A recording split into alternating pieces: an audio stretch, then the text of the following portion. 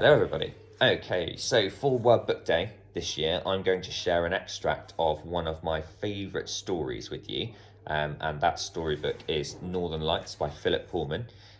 It's a great book. It's a book that I've read many times. So I'm not going to start from the first chapter. I've picked a bit right from the middle of the book that's quite an exciting part, just to kind of share with you. So to give you a bit of context about it, our main character in this book is a girl called Lyra, and she has just met an armoured bear in a town in the north, and she wants this armoured bear to join her expedition and help them.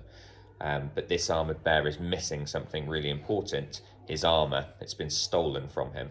Okay, so when I did my tube, I can see that that character of the polar bear is on here. Okay, so let's read this part. Uric Bernison, she said. Well, Lord Farr and Father Coram have gone to try and get your armour for you. He didn't move or speak. It was clear what he thought of their chances. I know where it is, though, she said. And if I told you, maybe you could get it by yourself. I don't know. How do you know where it is?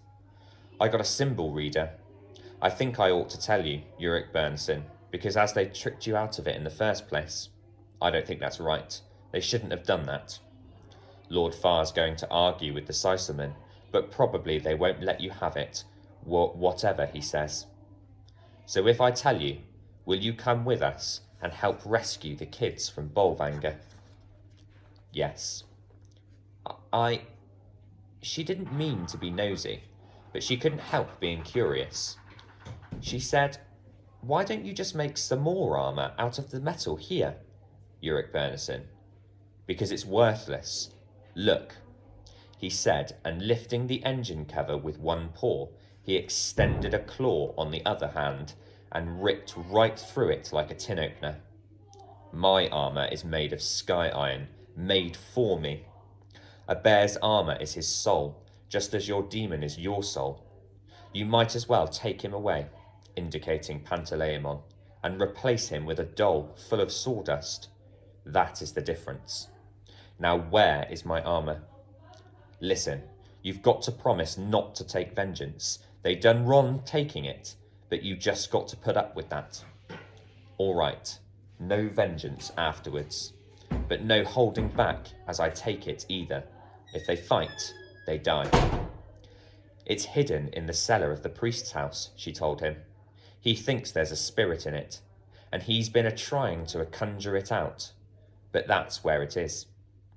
He stood high up on his hind legs and looked west, so that the last of the sun coloured his face a creamy, brilliant yellow-white amid the gloom. She could feel the power of the great creature coming off him like waves of heat. I must work till sunset, he said. I gave my word this morning to the master here.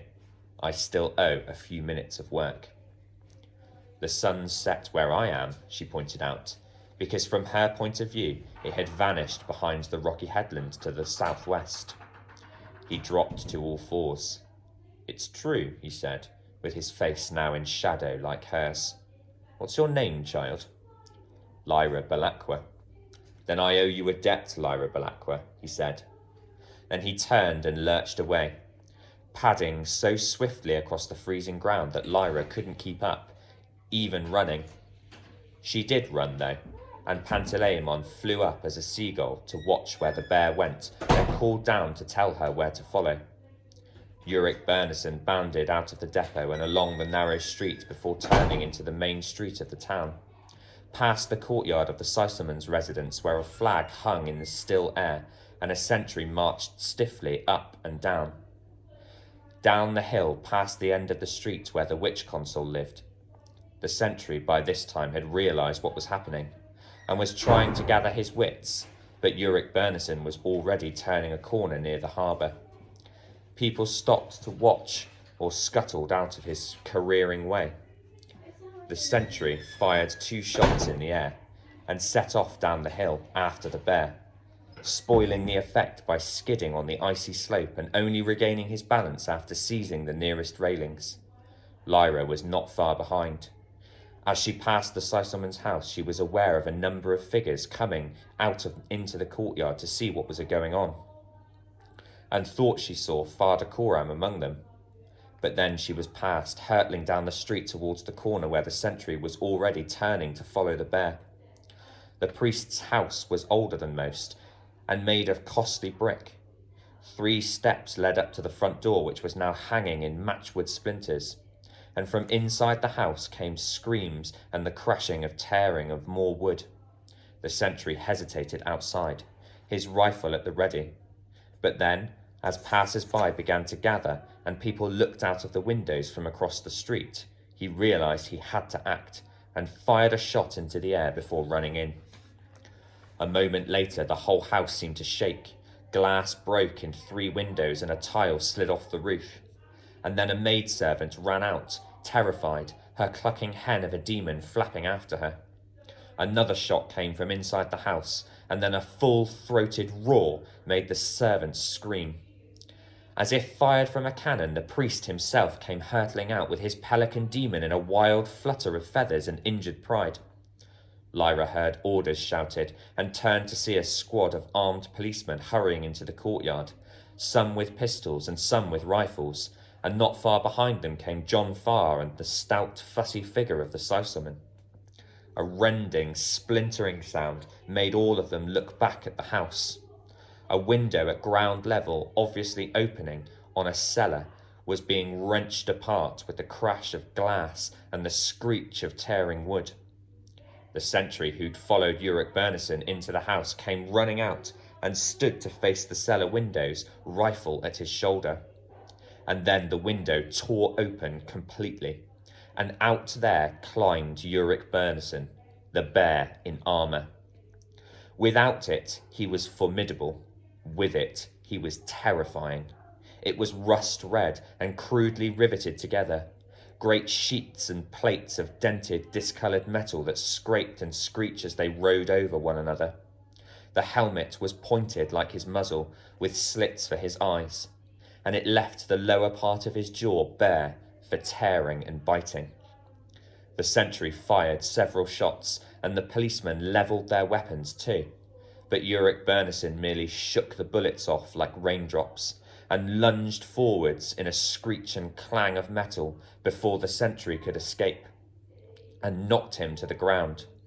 His demon, a husky dog, darted at the bear's throat, but Ulrich Bernison took no more notice of him than he would a fly, and dragging the sentry to him with one great vast paw, he bent and enclosed his head in his jaws. Lyra could see exactly what would happen next. He'd crush the man's skull like an egg, and there would follow an awful fight, more deaths and more delay, and they would never get free, with or without the bear. Without even thinking, she darted forward and put her hand on the one vulnerable spot in the bear's armour, the gap that appeared between the helmet and the great plate over his shoulders when he bent his head, where she could see the yellow-white fur dimly between the rusty edges of metal. She dug her fingers in, and Pantaleimon instantly flew to the same spot and became a wildcat, crouched to defend her. But Ulrich Bernison was still, and the riflemen held their fire. "Ulrich," she said in a fierce undertone, "listen. You owe me a debt, right? Well, now you can repay it. Do as I ask. Don't fight these men. Just turn around and walk away with me. We want you, Ulrich. You can't stay here. Just come down the harbour with me and don't even look back. Father Coram and Lord Farr, let them do the talking. They'll make it all right. Leave go this man and come away with me." The bear slowly opened his jaws. The sentry's head, bleeding and wet and pale as an ash pale, fell to the ground as he fainted, and his demon set about calming and gentling him as the bear stepped away beside Lyra. No one else moved. They watched as the bear turned away from his victim at the bidding of the little girl with the cat demon, and then they shuffled aside to make room as Ulrich Bernison padded heavily through the midst of them at Lyra's side and made for the harbour. Her mind was all on him, and she didn't see the confusion behind her, the fear and the anger that rose up safely when he was gone. She walked with him, and Pantaleimon padded ahead of them both, as if to clear the way. Right, I'm going to leave it there. So, I wonder, how do you think this character felt when he knew that his armour had been stolen, and what he felt when he found out where it was, and how that author in that little extract of that book was able to convey that character's feelings by the actions that he did? It was quite an action-packed part of the story. Now, I highly recommend reading this book. Okay, it's one of 3. This is the first book in the series. The second one is called The Subtle Knife, and the third one is called The Amber Spyglass. I totally recommend reading them. Like I said, I started reading them when I was in year 5. My brother bought me this book for me when I was in year 5, and I've probably read the series of books about 5 or 6 times in my life now. Some of you might have seen the drama on the BBC. It's been made. That's on his Dark Materials trilogy. Is on BBC One on iPlayer at the moment. Some of you might have watched that at home with your families. Okay, right. Have a good day.